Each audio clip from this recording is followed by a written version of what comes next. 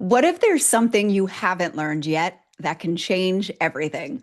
Welcome, everyone. I am Sherry Elise, a five-time published author and host of the TV show Good Morning Joy. And I am here in partnership with Brave Healer Publishing to introduce you to some of the amazing authors in one of their newest books called From Burnout to Burning Bright: Prevention, Healing, and Recovery. And before I introduce you to these amazing people, and I can tell you the energy is already, I'm feeling it. I want to give a shout out to their lead author, R. Scott Holmes, which we all lovingly call Scott. Thank you so much for creating this book and calling in these beautiful authors. As we all know, burnout is something that is really prevalent. And what you'll find today in our conversation is that it's hiding in places that may not be so obvious, as I saw a little bit of myself in every single one of them. So let me share with you, not that I'm bragging, let me share with you a little bit about each one of our guests today. Angel Gold is the founder of Fireheart Mystery School, helping people rebuild self-trust and lead their lives with clarity and boundaries. Bradford W. Tilden is the owner of Crystal Music Healing, a best-selling author, composer, master intuitive vibrational healer, and leading universal white time gemstone healing teacher in North America. And then finally, David McLeod, David D. McLeod, it's these initials, is a number one international best-selling author and master life coach who guides people to their highest potential. He is a rare blend of fighter pilot and poet, bridging the worlds of disciplined strategy and creative intuition. Now, if you can't tell by those bios that we are going to have an interesting conversation, you are obviously not listening. Okay, so let's dive right in. And Angel, I see your big smile. So I'm going to start today with you. First, Yay. welcome, of course. Thank you. Yes, and I would love for you to share with everybody the name of your chapter and your chapter number, as well as sharing with all of us your why behind writing this chapter. So I am chapter 25, and my chapter is called The Shaman Fell. He killed my dream, but he did not kill my calling. And I wrote this chapter as part of reclaiming my power after a very lesson loaded relationship. And there's medicine in here for women who need to reclaim their power after a messy relationship. Okay, so would you say with that, where tie in for me the burnout aspect of that? Because I'll say that, well, I'll let you share first and then I'll share with you what I received in case you're interested. Yes. Um, you know, the burnout came from subjugation. It didn't come from trying too hard. That the overs, the overachieving, the over. Um, yeah, that's not where mine came from. It came from being told that what I delivered was good enough to just be private,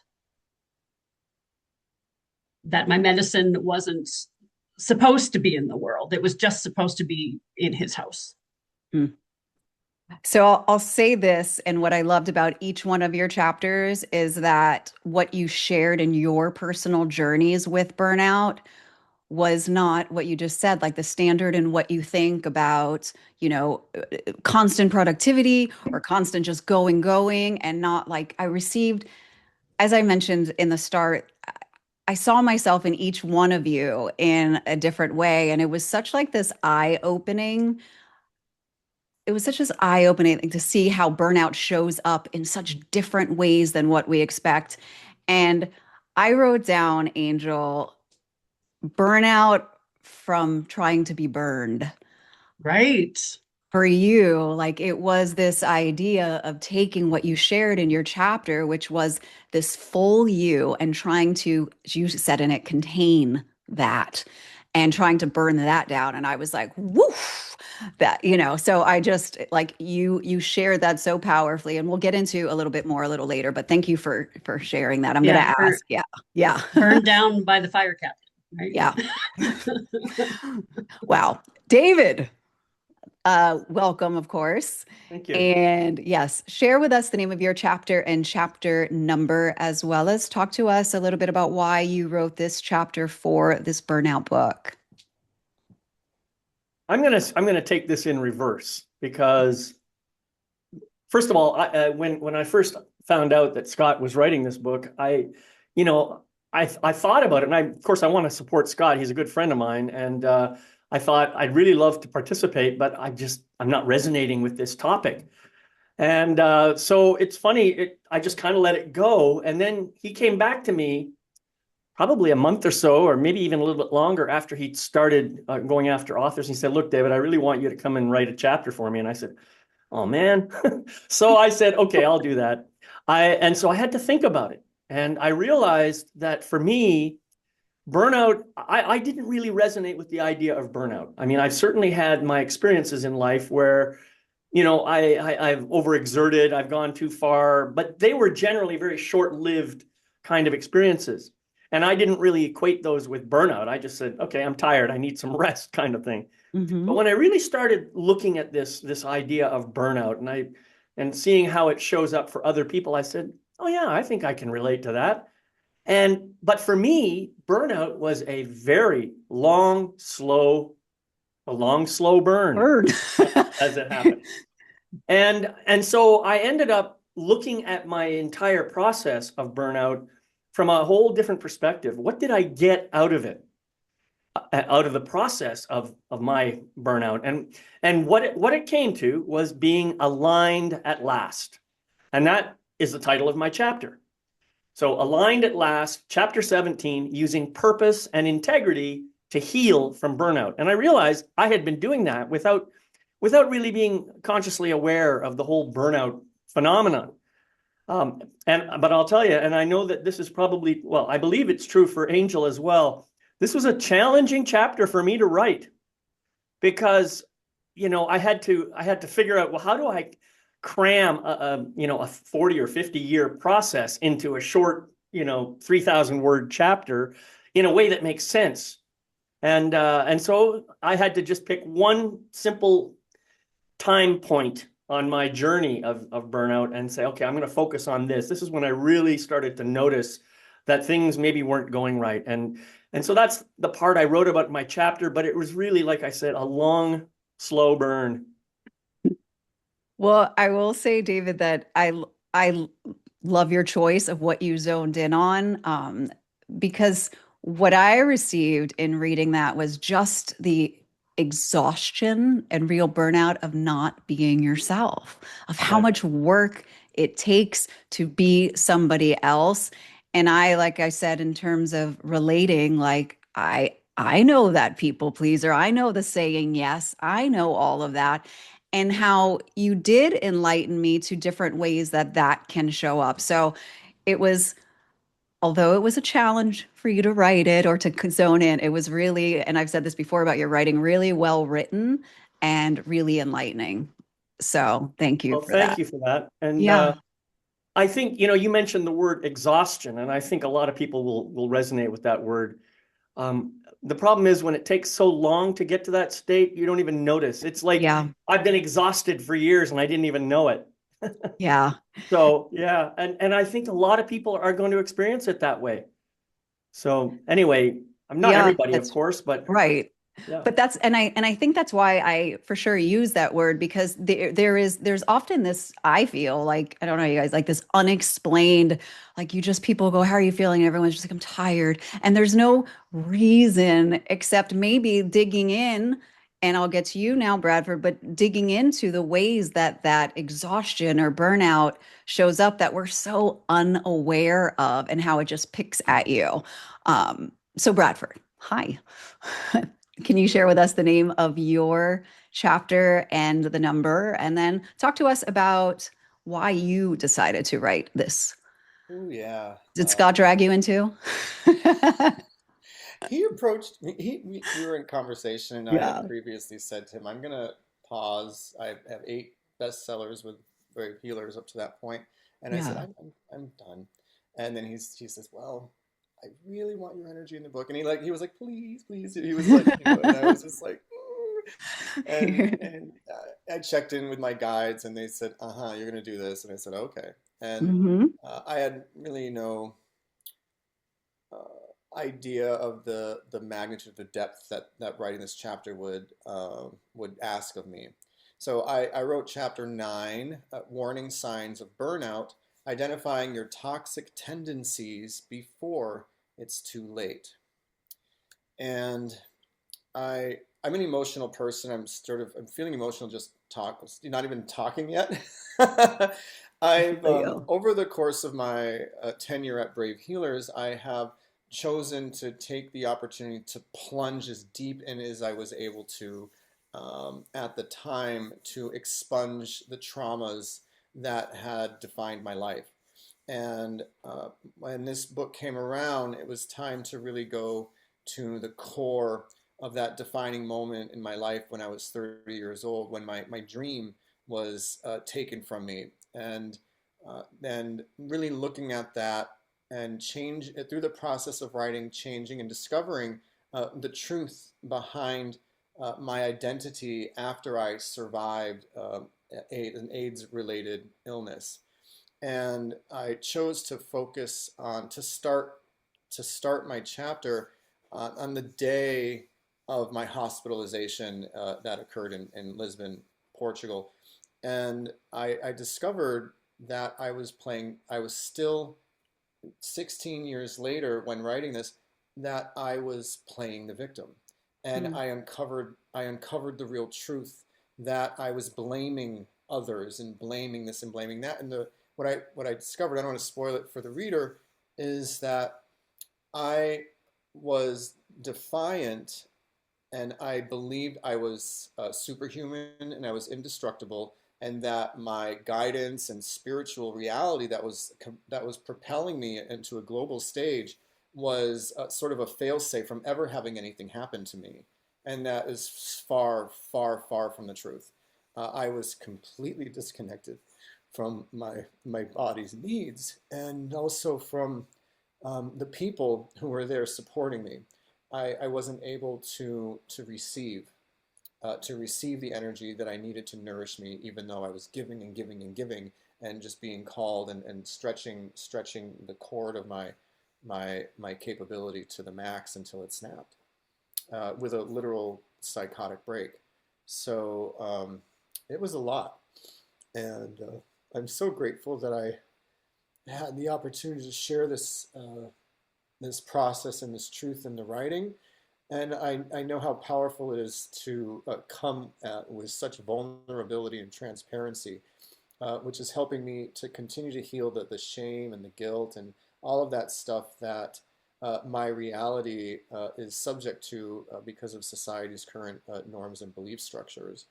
So I am in defiance now of the uh, the, the the the willingness to hide behind denial or a mask, or victim ideology, and really, really claim my my essence, my truth, as a being of light that will illuminate the path for many, many people to come. Mm. So that's Ooh, where okay. I'm like, I no, it's just oh, the word came to me right now as you were just talking was, brave. And no, we're all brave healers here. But that's what it felt like, honestly, to read each of your chapters and to always, I think about Laura's books and these books is just the bravery and courage it takes for you all to share so openly. And Bradford, as I was reading your chapter, just, right off the bat of being so detailed and sharing, the bathroom emergency, I'll just throw that out there and stuff, like the openness in which you just laid things out on the table, like allowed me to go in and be there with you. And so as you share now, almost like the hangover, the emotional hangover of writing a chapter, I just want to, I guess gratitude comes for each of you for sharing those parts of yourself, because it's not easy, and your words will heal. And not to quote Laura, but your words will heal. So just thank you for that. All right. So, Angel, burnout. So I know that we're not talking about traditional burnout, which I think is beautiful, because there are different ways that it shows up. And sometimes people can be on the edge of it and not even realize it, or be in it and not realize it. Um, what advice would you give to people? And I'm going to ask you all this. What advice would you give to someone who, about awareness around it? Maybe something that they can do, or just any, wherever that wants to take you. Yeah. Question. Yeah. Well, I coming from the high performance gymnastics world for 30 years, my relationship with fear and death is a little bit different than most humans. Mhm. And so when I stepped into this, what I'm now calling my side quest to the States, um, I had to really keep in mind what was my intent. This vision that I've had, to bring medicine to the frontline workers, has been with me since like 2017. Like, it's been a 10-year mission. So, when a fire captain sits across from me and says, "Yeah, I'm in, let's do this," like, to me, that sounds like fate. Right. Right. Right. And so what I learned through this whole process is, and I've had two trauma therapists say this to me as well. It's very interesting how two people can be in a relationship and be creating two completely different storylines and not know it. Mm. Yeah. So there's this piece of really checking in with your body throughout the whole process. Taking a gymnastics skill and saying, okay, well, I want to do a double back tuck. We have to start at learning how to do a roll.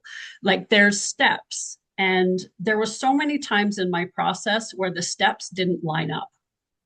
Mm. And I was like, okay. But practicing that divine feminine goddess polarity position that I had put myself in, let's see where this goes. Let's see where Mhm. this goes. And my body told me a very, very upfront that this probably wasn't the safest place for me to be. Mhm. And I overrode myself because of the mission. Right. And I thought I'd found the proper partner to complete the mission. And the warrior, the mission chief inside my head was so convinced with the dreaming practices that I was doing that this was it.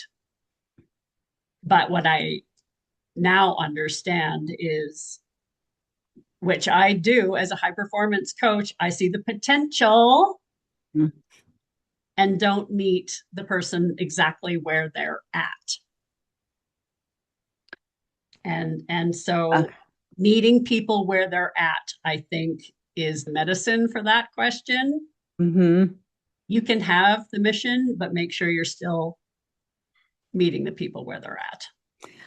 Yeah, and also what I heard, and the reason why it rang for me is because in talking to your other co-authors previously, everyone, when I talk about awareness, and I don't want to say this right before the two of you speak, so don't listen, you two. Because I can't just stop now. It would be weird. All right. But anyway, the body, right? Let's just say the body. And the body, as we know, always speaking to us, and the Always. mind telling us to, look somewhere else, to think, to do, to feel, to something else. And so because there are a lot of people out there that, besides actually finding out they're in burnout, but those who are, as I said, unaware of it, that is so helpful because they feel something is off. And your so, body does yeah, not lie. right. Yeah. So I think that's an important thing to pull really from that. Yeah. So thank you. What about you, David? Any advice you would give to someone who may potentially not know? Me time. Hmm.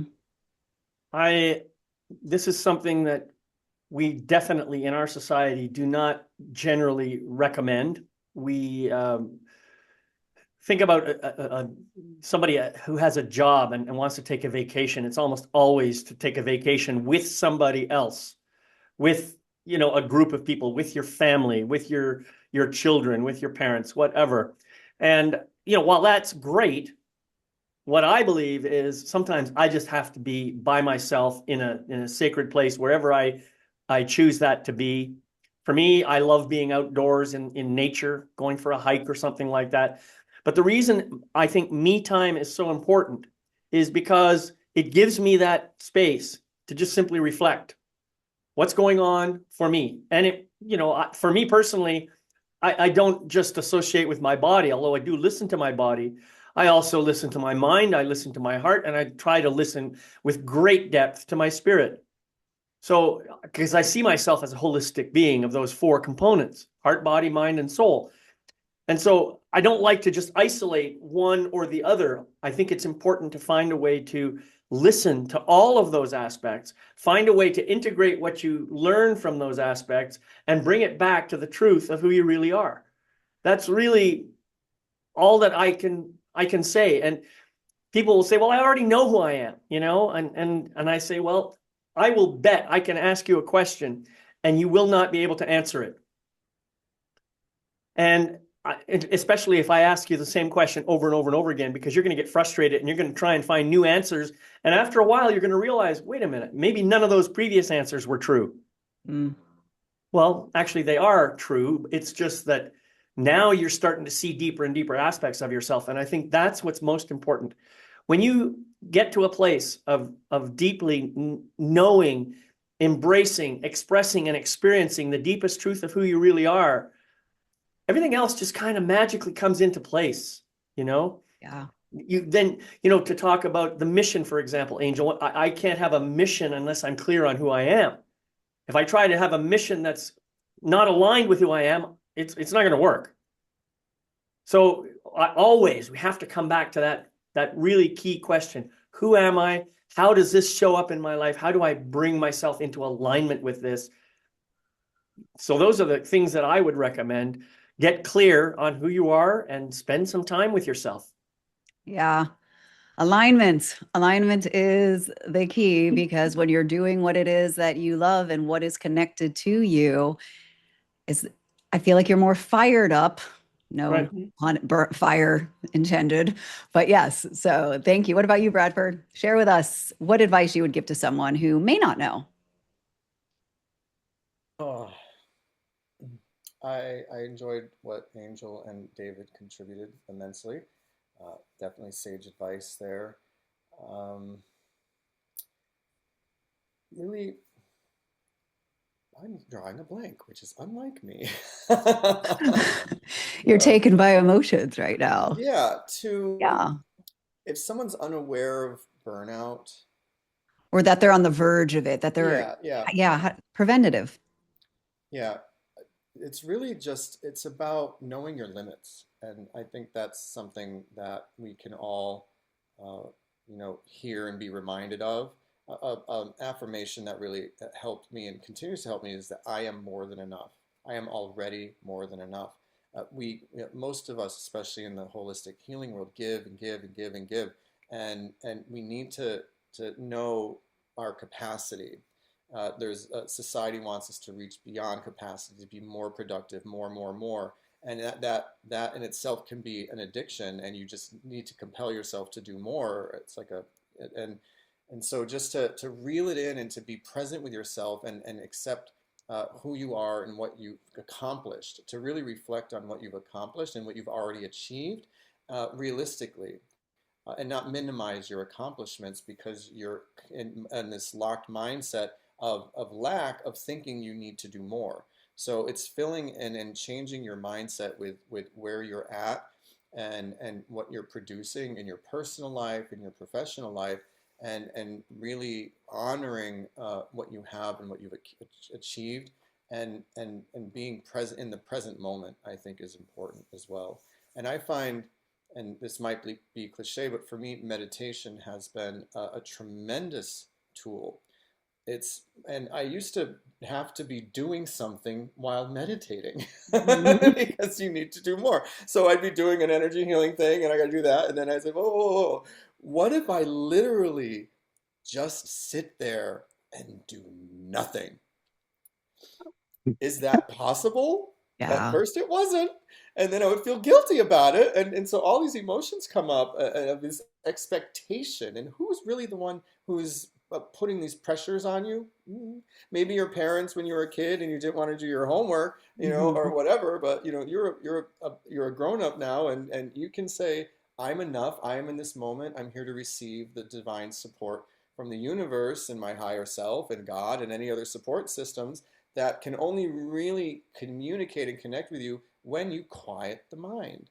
And so just being present and accepting that you're doing great. You're doing wonderful. You've showed up. That's more, and being present, you can show up and not be present, but if you show up and you're present, magic happens. Mm. Yes. It's interesting to when we talk about burnout as a whole, it's often people are like, go meditate, like there's a problem. And then we need to go find that solution. And what is a solution? Go meditate, right? Or go do this, go do that. And we can get lost, I think, in the doing. So as you talk about presence, it's very different than someone going, I'm going to meditate now so I can receive.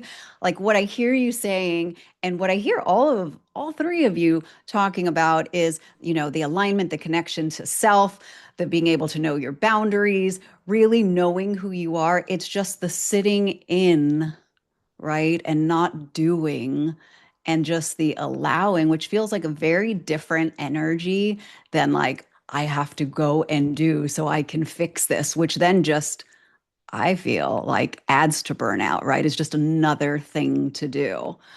Any thoughts on that from anybody? Yeah, I wanted to add to that. Yeah. I'm really glad Bradford brought up the idea of meditation. I believe if there is a panacea for anything in this world, meditation has got to be it. Hmm. Because it isn't about necessarily sitting in a particular pose or adopting a particular mindset or anything like that. It's just about trying to be present. And that word is so important. People don't really know what it means, being present. Well, the problem is when you think about it, generally speaking, you mentioned it already, Sherry. You say there's a problem, so my job now is I have to go find a solution for that problem. Well, how about this for a meditation? There's a problem. Is there? Mm. Meditate on it. Ask yourself the question, is this really a problem or am I just making up a story about it? What's the real truth here? Dive into it. Let yourself understand what this is really all about. Then maybe you'll say, yeah, this is actually just what it is. Mm. I've made up this whole story, and what I'd rather do is just notice it and be with it. And maybe a solution will come, maybe it won't. And if it does, great. If it doesn't, great. This is the same thing could be true for someone who wants to do a double somersault twisty flappy thing. I don't know what you said. You know, what's that really all about? What do you really want? Why is it so important to do that thing? Sit down and think about it. If it still feels really aligned with you after you've had that meditation moment, then we'll find a way to make it happen. That's how I feel about it. Yeah, and again, my whole nervous system just took like a big exhale. I'm like, what if there isn't a problem? Yeah. Yeah, there's just, yeah, what if it just is? That's powerful, powerful there, David. I'm gonna stick with you Well, and right what if now. it's not yours to What? fix? What? And what if Great. it's not yours to fix? Exactly. Right? Yeah, all right. I gotta like take my pen and paper out here. I'm like, yeah, because that is as honestly, Bradford, as I'm reading your chapter, and part of your discovery of burnout existing was learning this whole skill, right? And like your whole alignment to who you are and helping others and being part of the healing and helping of others. That sometimes that's what we're doing, and we don't realize we're doing so much of that thing to help actually that we're actually not connecting to where it is that we are being called to show up. Now, that's not saying that you weren't called to help those people, but it's maybe sometimes all of these aren't ours to fix, right? So yeah, I did a whole circle there. That made more sense in my head. Uh, Angel, that's the truth. That's the truth, Ruth. Angel, talk to me about what is the most important thing that you want people to walk away with today. Um, let's go straight from your title about not having your calling, not killing your calling. You know, we come into this earth alone and we leave alone. We are having a human experience here. And so I love that we went into the meditation space, because presence really is a key to unlock life. If you learn presence, you know, David did circle back to the gym, so I'm going to bring that back one more time. Getting a workout. Because the walking meditation is a thing. You know, when kids step into the gym, it is by their choice. They choose that they choose to take on this avatar and say, hey, what can we do? What are humans capable of? Oh, you mean they're actually capable of jumping 30 feet in the air and doing twisting doubles 10 times in a row and not dying? That's impressive. Some humans want to do that. That's right. Their alignment. You know? Yeah, for sure. Right. And you cannot do that if you are not very clear. One, can my body do it? One, can my brain handle it? Because it is a full body experience. Because you want to talk about stepping through fear. Has anyone jumped on a trampoline before? You know, and so that presence is so important. And so as an athlete, you have to be able to do it. But what do you have to have inside you to be able to coach that? So how do I have to show up? How do I have to show up inside consistently? Because it takes about 8 years to build an Olympian, right? And so you also have to know the cycles of life. And you guys have witnessed me go through winter, right? So you can still have your intent. You can still have that alignment. And then you can have somebody derail you. And it's not always part of the plan. And we know life happens. And then the question is, how fast can you get back up onto the trampoline and understand what your mission is? And like David said, maybe it's now shifted. Because in those 3 years, what did we go through?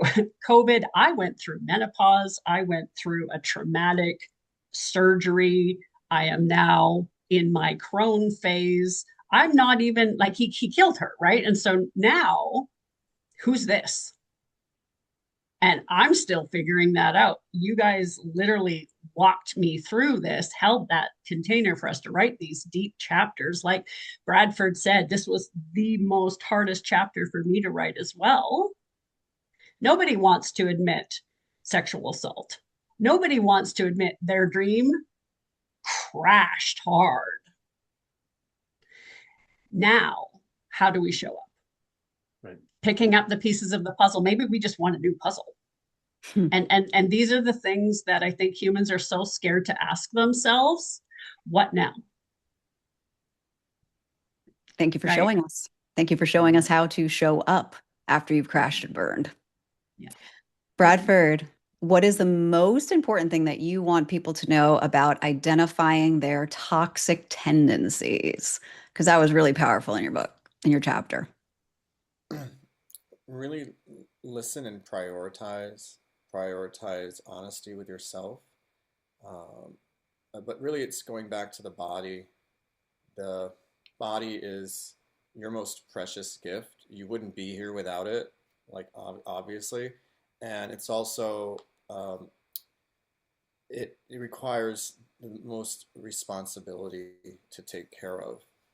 I believe that for now, with what I've gone through, the body and the body's physical health and nutrition and all of that is the most important thing, because without the body, you'll get nowhere. And people put it last. They put it last.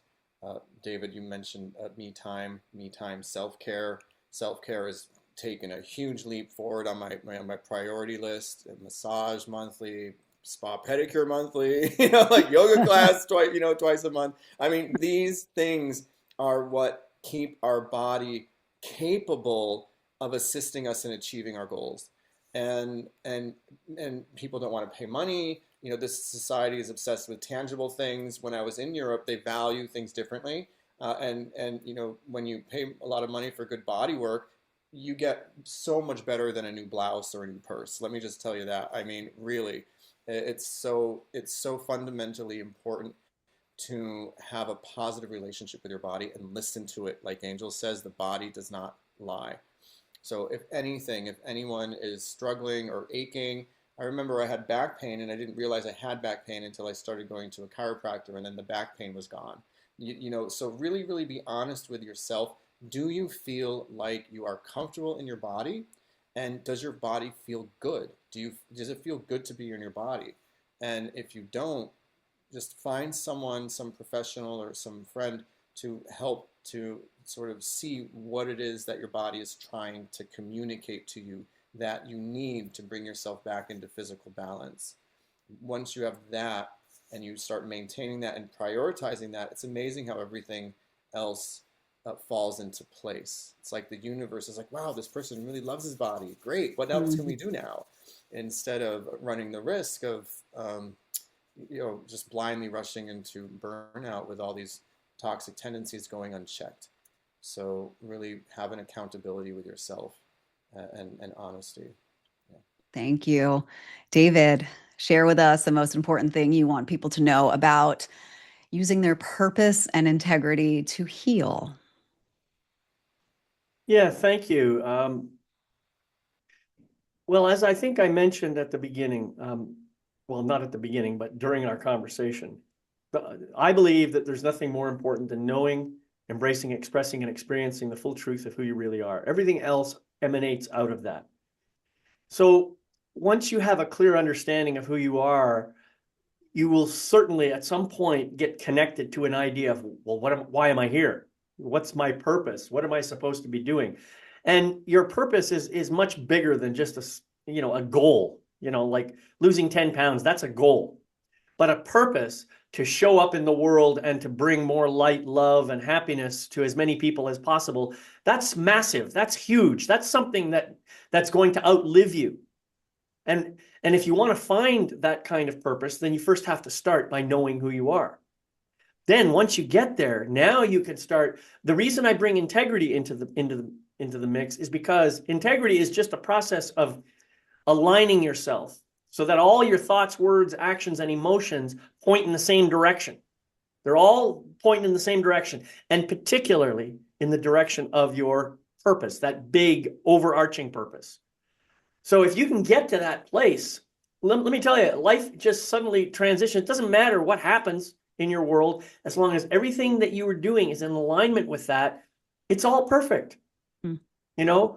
Yeah, you can get derailed. That's going to happen. Somebody's going to not want you to be doing what you're doing. I hate to tell you that. So the question is, can you stay in a place of, I'm okay with who I am, I love who I am, and I forgive what obviously someone else is having their own struggles. I forgive that person for whatever he or she is doing. This is what I think it means to be in alignment with your purpose and to be in integrity with who you really are. That's what it means to me. And if you're in that place, I think burnout just kind of disappears because now everything you're doing is perfectly aligned. So, and all that's coming to mind as you're talking, I just keep hearing, it's all gravy. It's yeah, all gravy, right, baby. Yep. And that's really what I feel from all three of you, because you didn't shy away from noticing or acknowledging your challenges, but being aware enough, connected to yourselves, even if it was through a challenge, to then be able to show up and still continue your calling, to walk in alignment, to be able to listen and follow through and honor your body, all three of you. So I know that people who are listening right now are going to be able to recognize, like I did, an aspect of themselves that will make them think more and go, maybe that's an area of my life I was unaware of that I was doing, and this can now help. So I just want to thank you three for being able to share with all of us in the world so much of what you do and who you are. So thank you for that. And of course, to our listeners, this is, as always, way more than a book.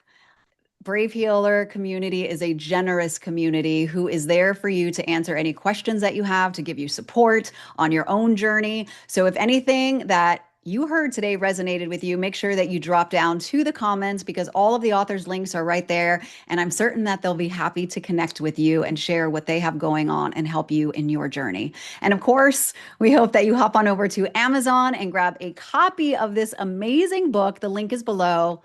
And lastly, the Brave Healer community wants you to know that your words will change the world when you are brave enough to share them. We will see you next time, everybody. Thank you three so much for being here today. Thank you, Sherry. Thank you. Thank you. Thank you.